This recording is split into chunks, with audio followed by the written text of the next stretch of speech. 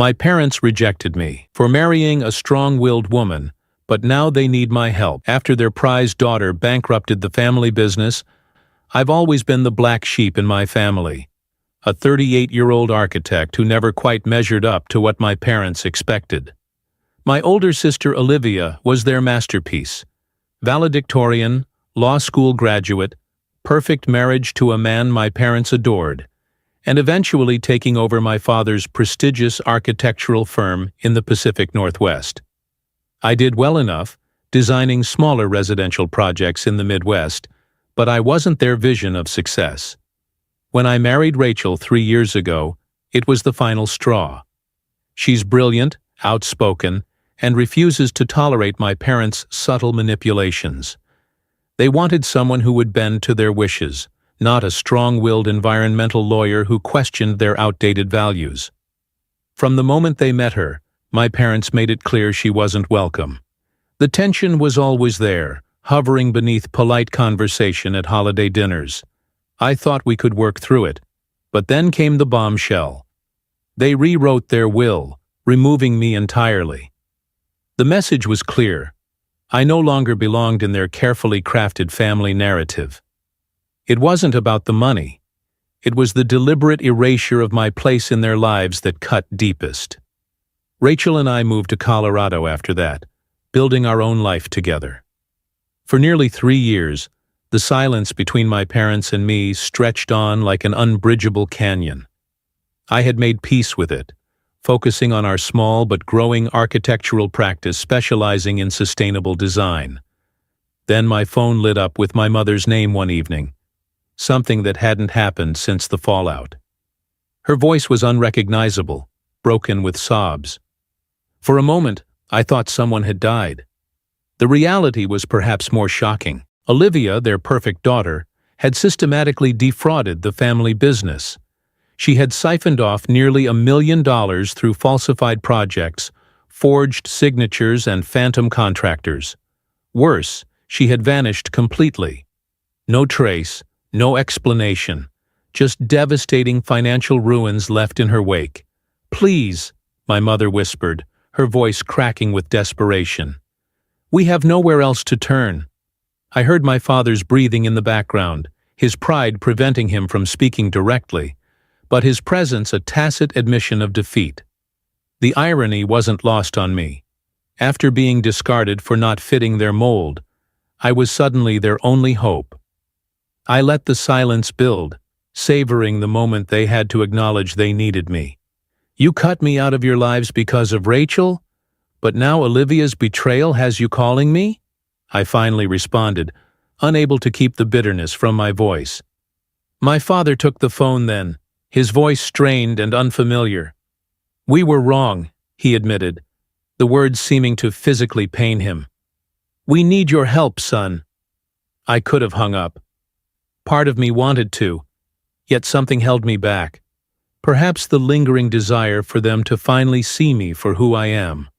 Or maybe just the need to prove I wasn't as callous as they had been. "I'll help," I told them. "But we do this my way." When I arrived at their sprawling Pacific Northwest home the following week, the change was jarring. My typically immaculate mother looked disheveled, aged years in months.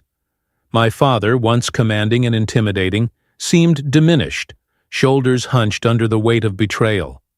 Their pristine home was overrun with papers, legal notices, bank statements, threatening letters from creditors. I immersed myself in untangling the mess Olivia had created.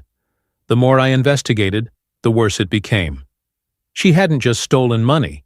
She had signed the business into predatory agreements with shady development companies and borrowed from people who didn't use courts to settle debts.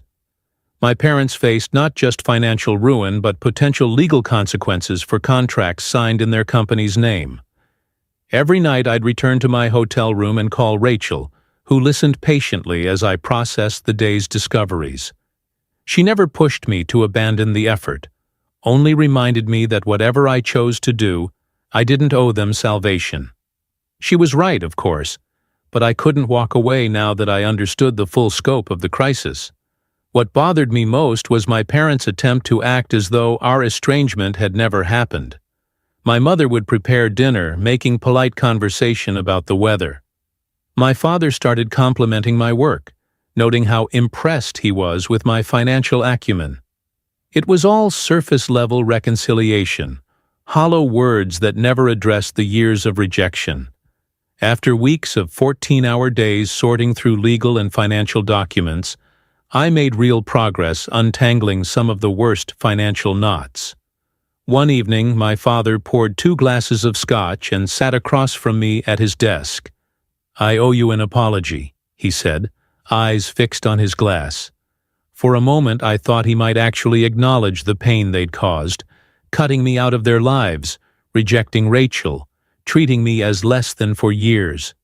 Instead, he continued, "I should have brought you into the business sooner. Your eye for detail would have been valuable." It wasn't an apology for how they'd treated me. It was regret for not utilizing my skills when it could have benefited him. The revelation was like cold water, clarifying and shocking at once. I finished my drink in silence and left the room. The next morning, I discovered they'd hired a private investigator to locate Olivia. While I had been working to save them from financial ruin, they were secretly planning for her return, hoping she'd somehow make everything right again. They still wanted their golden child back, even after everything she'd done. I confronted them in their kitchen, my patience finally exhausted. "You're still looking for Olivia, aren't you?" My mother didn't deny it. "She's our daughter," she said simply, as if that explained everything. "And what am I?" I demanded. "I've been here for weeks trying to fix this nightmare she created. I'm your son too. Or did you forget that?" My mother's expression didn't change. "This isn't about you," she replied coldly. "We're doing what's best for the family." The family. The same family that had excised me years ago, only to call me back when they needed a cleanup crew. In that moment, everything became painfully clear. "Find Olivia if you want," I said, gathering my things. "But don't expect me to stay and fix this anymore. I'm done." I left that day and didn't look back. Rachel was waiting at home, and together we rebuilt the life they had tried to diminish. Months later, word reached me that they had indeed found Olivia, living luxuriously in Argentina, using her stolen funds to finance a completely new identity. She didn't return home or apologize. She simply informed them through a brief email that she wanted nothing more to do with them or the family business. 6 months after my departure, an envelope arrived from my parents' attorney. They had rewritten their will again, this time naming me as the sole beneficiary. Olivia was gone for good, and they had nobody else. But by then, it meant nothing to me. Their attempt to buy back my affection with inheritance was too little. Too late. I returned the documents unopened. My parents eventually sold their home and the remnants of the business, relocating to a small coastal town. We don't speak anymore, not out of anger, but because there's nothing left to say.